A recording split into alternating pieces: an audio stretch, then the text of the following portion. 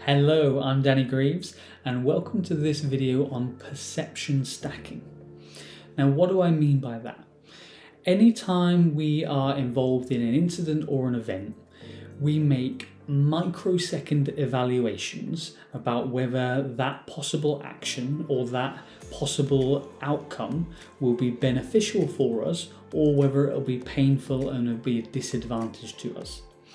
We make these micro evaluations in split-second moments, and very often we're completely unconscious of the process. By becoming more aware of that process, we start to be able to observe our thinking in a different way. This allows us to add a pause between that stimulus response mechanism, and it allows us to make different decisions, and it allows us to get better outcomes. The way that we can actually look at this is to do a practical example. So what I'd like you to do is think about something you're struggling with, something you think is a challenge, something that you think is holding you back. Then what I'd like you to do on a piece of paper, just divide it into two columns, so you've got one either side. And in the left-hand column, write down all the positives, the advantages, the benefits, and the learnings that this challenge is going to give you. And then on the right side, make a list of all the downsides, the problems, the challenges as you see it at the moment. And what you'll notice when you complete that exercise is that one column is much more heavily weighted than the other. Next, turn the page over, and this time we're going to think about something that you enjoy, something that you spontaneously do and something that you like doing.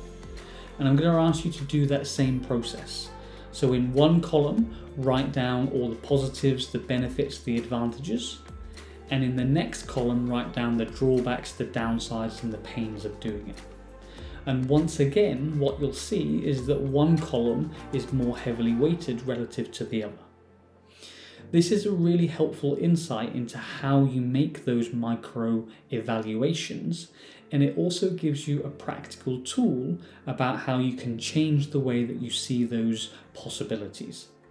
So on that side where you're noticing a challenge, if you were to put some time and some energy in and really think it through and balance out the columns, what you'll notice is that that fear of doing it or that resistance will start to melt away.